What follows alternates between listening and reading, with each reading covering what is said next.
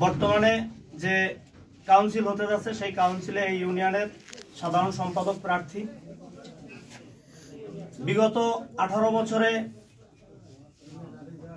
এইখানে যাদেরকে দেখতেছেন বাংলাদেশ জাতীয়তাবাদী দল ও অঙ্গ সংগঠনে যারা এই ইউনিয়নের বিভিন্ন দায়িত্বে আছেন তারা ছাড়া কেন্দ্রীয় প্রোগ্রাম বাস্তবায়নের লক্ষ্যে আমরা কাউকে পাইনি।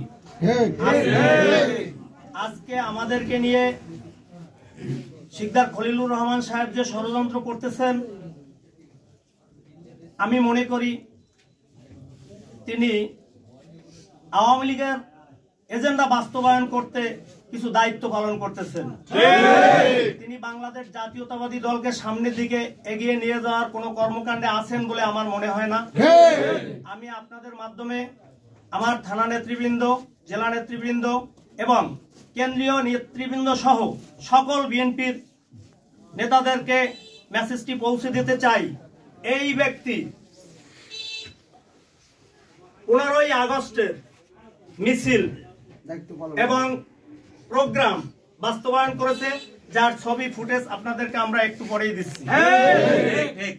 যে ব্যক্তি 15ই আগস্ট কথা ছিল আমার দলের নেত্রীর কেক কাটবেন, সে কেক না কেটে 15ই আগস্ট পালন করছেন, এখন এসে বিএনপির পদ পদবি দাবি করছেন। আমার নেতৃবৃন্দ যেন বিষয়টা নজরদারিতে নেন। তিনি এই পুটিখালী ইউনিয়নে আমাদের দলকে সুসংগঠিত করতে নয়, আমাদের দলকে ছত্রভঙ্গ করার এজেন্ডা বাস্তবায়ন করছেন।